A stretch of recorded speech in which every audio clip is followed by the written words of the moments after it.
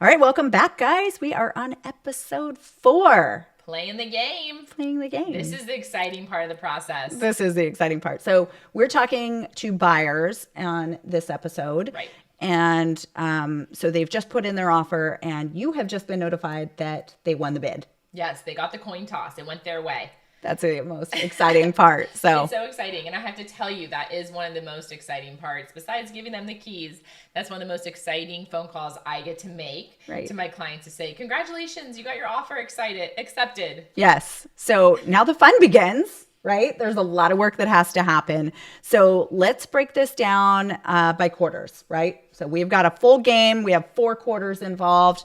Step 1.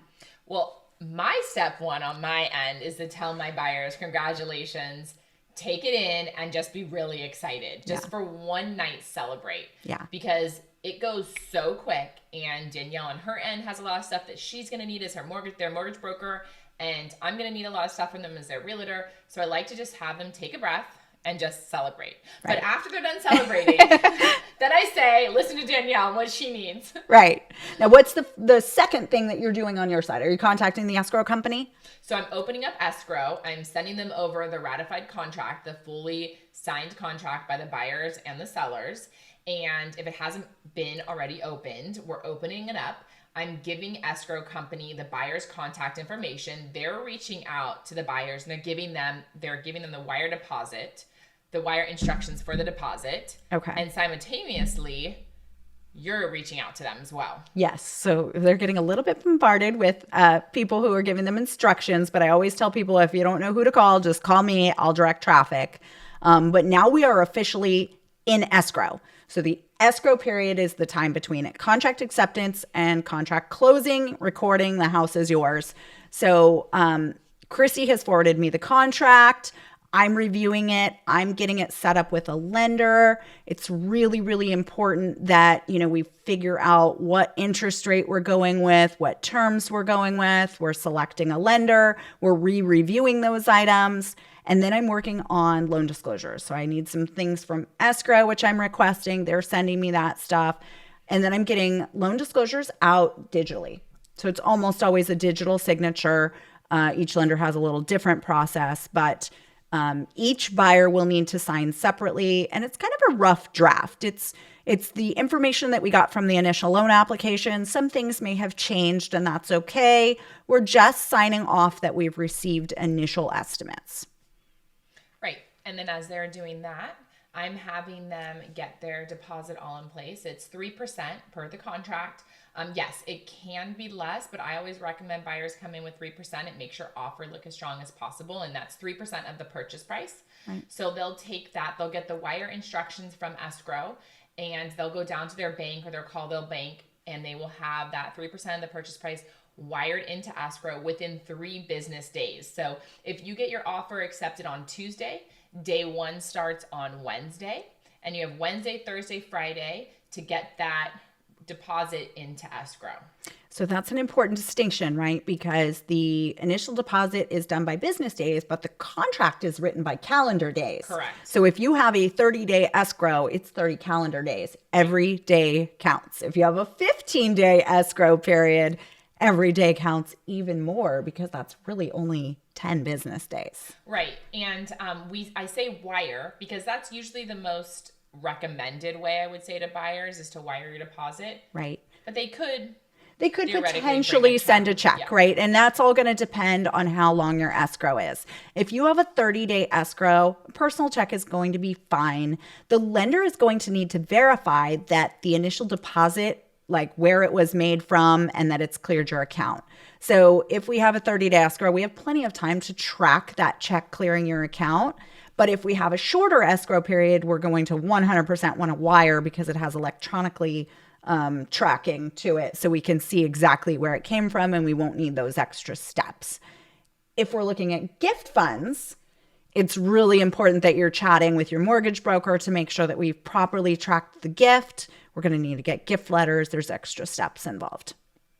Right. And so you've gotten the deposit into escrow. You've signed all your initial disclosures with your mortgage broker. Mm-hmm. And when does the appraisal get ordered? I'm trying to do that pretty early in the process. So different lenders have different processes in terms of when I can order it. Most of them want my initial disclosures signed, and then I can order the appraisal. So our contract has already outlined for us how many days we have to get the appraisal contingency lifted, which means that's my timeline to not only have the appraisal done, but have it reviewed by the lender and cleared. So I'm trying to order that early in the process to make sure that we meet those deadlines. Right. And then the appraiser actually reaches out to the realtor. Right. And I will set up a time with the appraiser to meet him or her out at the property. And the question I get is, does the buyer need to be there? No, the buyer does not need to be there when I meet the appraiser. And the reason I meet the appraiser is because I'm going out there, I'm going to give the appraiser comps. I'm going to answer any questions they have, such as what upgrades were done to the property, what comps we used when we were making our offer. Most of the time, I would say the appraisers are trying to come in at value. Right. And value being the purchase price, right? That's the goal price. Is the lender is going to be using the purchase price to base all of the loan calculations on. It's really important to note that an appraisal is a look at the past. They're looking at houses that have sold in the last 6 months, generally within a 1 mile radius. And so it's not always in line with market value. Right. Well, market value is what a buyer's willing to pay for the property, right? And what the seller's willing to sell it for. Right. And so if you're in a competitive market where you have to overbid, the houses that sold in the last 6 months may not have sold for as much, but the houses that will sell 6 months from now will sell for higher. So the buyers are looking into the future. The appraiser's looking into the past. Almost always your real estate agent and your lender have discussed this possibility up front because you've already run the comps.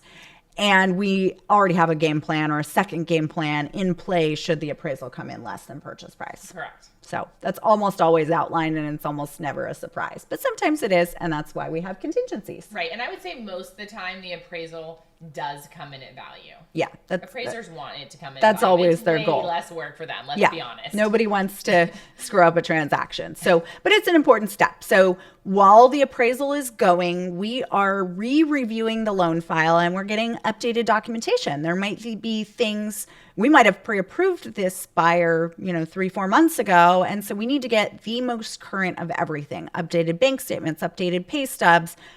Everything needs to be current at the time, and then we are submitting it to underwriting. And so underwriters work for the lenders, and they are the people who review the entire loan file and make a determination as to whether that person is going to get approved.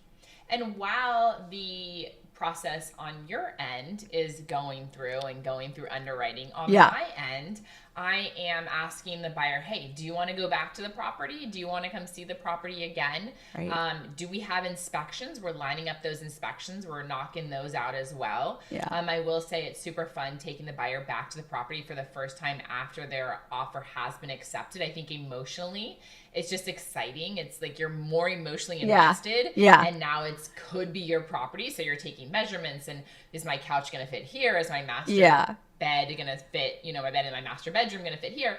Yeah. So it's really exciting. So now it's real. And we're going through the process on my end as well and knocking those things out. So everything's kind of happening simultaneously. Mm-hmm. It's really a smooth process, but there's a lot of steps and we're always making sure that we are giving instructions to our buyers so they don't ever have to remember the plays step by step. Like you said earlier, we're their coaches, so it could feel overwhelming as a buyer in the beginning. But one thing we always try to tell our buyers and reassure them is like, listen, we are going to give you the plays as we go through this game. Right. And the plays will help you win and will come out with a success on the other end. Yeah. So we're not going to let you lose. No, that's not going to happen. Deposit. It's not going to happen. We're not going to let you use the deal if you don't want. Right. We're your coaches and we're going to help you out. Right. So, okay, we've gotten updated documentation. The appraisal is going. Let's say the appraisal has come back. It's hit value. Everything's good. I've submitted to underwriting. They've issued a loan approval subject to conditions. So the underwriter has determined what items they need to finally sign off on the loan. So that could be explanation letters, it could be updated bank statements, it could be tracking a deposit that you made into things. It's really, really important that while you're in the escrow period, you don't make any big changes without talking to your lender. Right. So you're super excited about buying this house.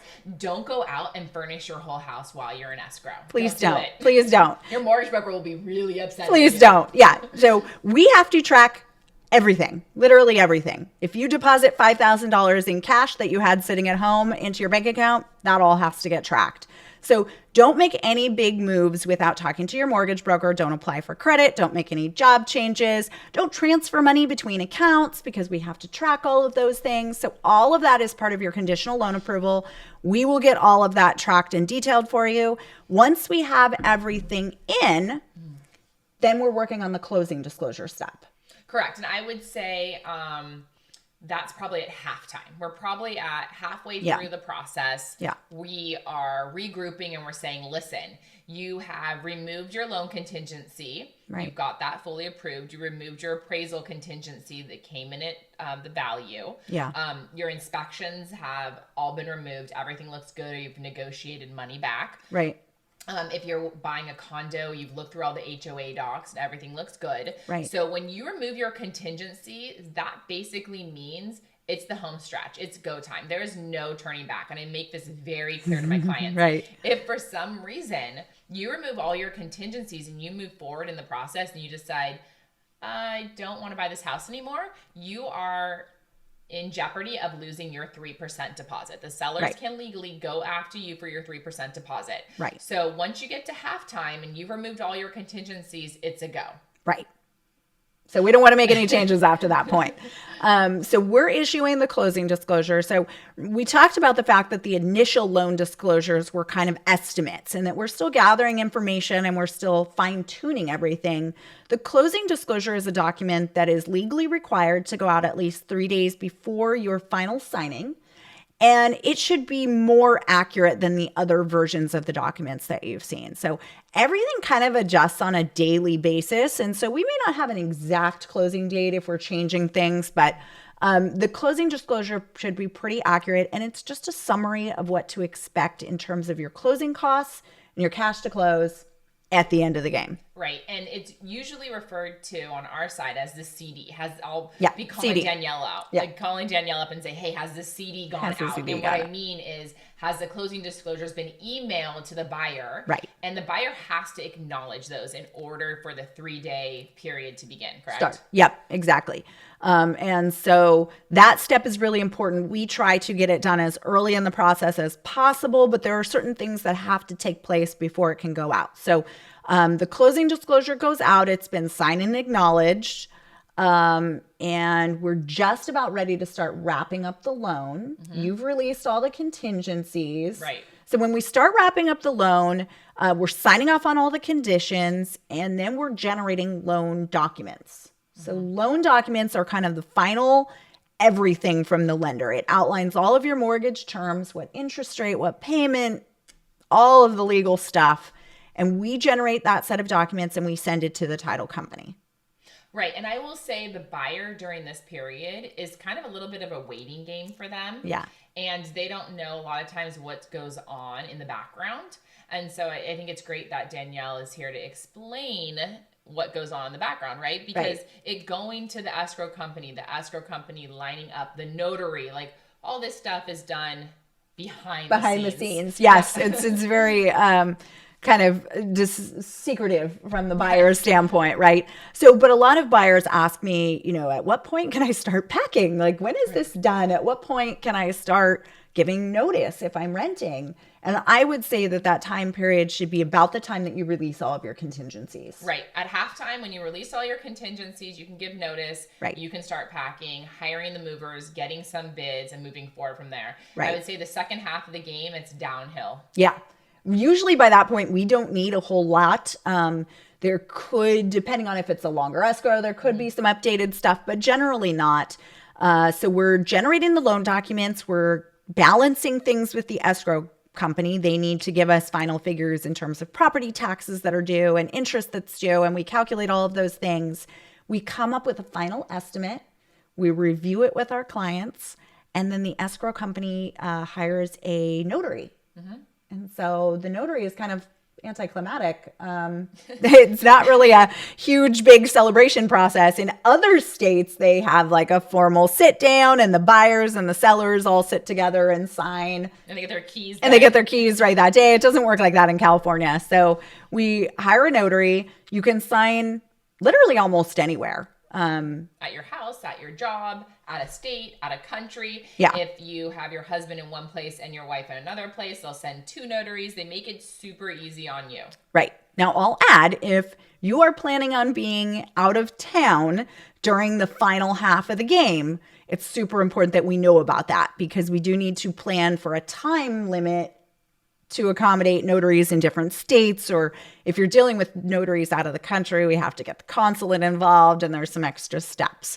There's also some special circumstances in which perhaps both borrowers can't be present, and we might need like a power of attorney or some extra special things that need to be coordinated. Right. So the open lines of communication is super important. Super important. With your plans on what you're doing towards the second half of the game. Right. Okay. So we've signed documents with our notary. Our notary is just a third party, right? They're just there to make sure that you are you and that you are signing the documents. They are not there to explain every detail. They will do their best to explain what you're signing, but they don't work for the mortgage company. They don't work for escrow typically. And so it's really important that if you have any questions while you're signing, that you call your mortgage broker on the spot. It's always better to get those questions answered immediately so that we can make sure that everything is set exactly as you're expecting it. So once you've signed your documents, those go back to the escrow company.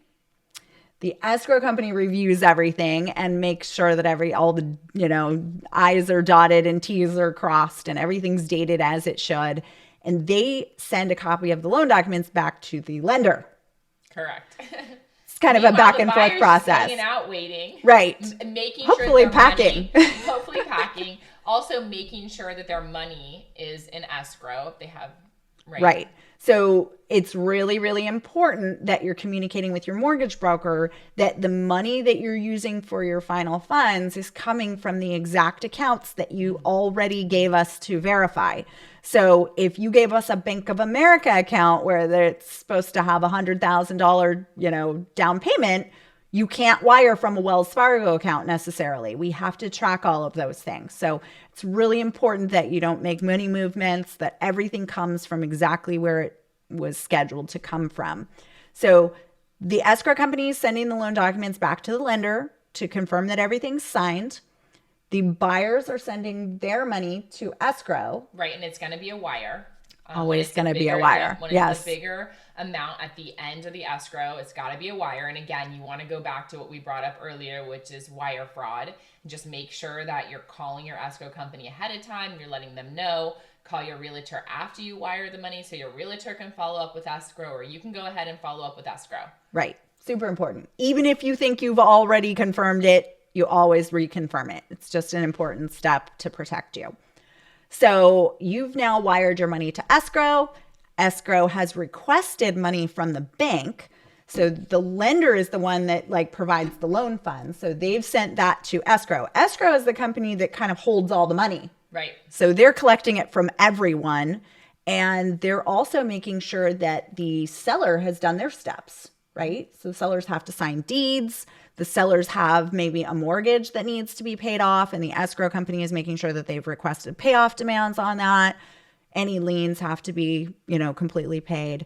So working with the HOA companies as well. If HOA companies. the escrow will make sure that the HOA's monthly payments are getting paid and everything's caught up. Right. And that property taxes are prorated out and all of those things, right? Because if you're buying a house mid-year, you want to make sure that the seller is paying property taxes up to the date they are going to own the property and that you're paying property taxes moving forward. So escrow handles all of that and makes sure that everything is specific to the date of closing.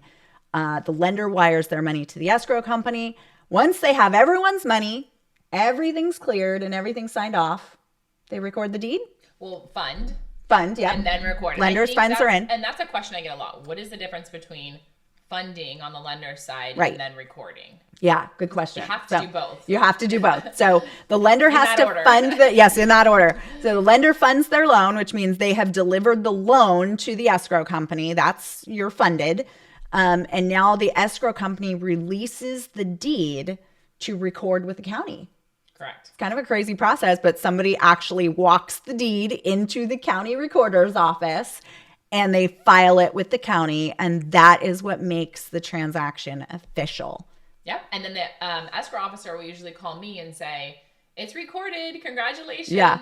And then I get to call the buyers and say, congratulations, it's sold. The house is yours. Let's go meet. I can give you the keys. It's crazy. I'm usually the last to know. Because my job kind of ends when it funds. And Right. so once the loan is sent, I know we're good. And people sometimes forget to tell us when it's recorded until like the next day kind of thing when the paperwork is all trickling in. So Or I've sent you a sold picture. Yeah. Given them And I'm like, keys. hey, it's done. Nobody told me. But so then they get the keys, right? How do they get the keys? Yep. So I'll go meet them at the property and I get to give them the keys and say congratulations. And we take pictures with the sold sign and I give them their little gift and everyone's excited. And then they get the house all to themselves. Yeah. There is nothing better. I've purchased a few homes over the years, and my absolute favorite memories are day one of being in the house with no real estate agents. No offense. You're amazing. But no real estate agents, no inspectors, no lenders involved. Just you and your family alone in your new home. I always do it crazy and like pull out an airbed and sleep in an empty house. Order pizza that overnight. And, there's just something magical about it. It's the most important, fun step. Yeah. And we've helped you as your coaches win your game. I love it. You played the whole game. That's it. So it's kind of a celebrate. Kind of a crazy process, but along the way, we are always here to coach you. You will never have to miss a step or miss a play. We got your back. We got your back. All right. On to sellers. On to sellers. Next episode, episode 5, real estate play-by-play. Cheers.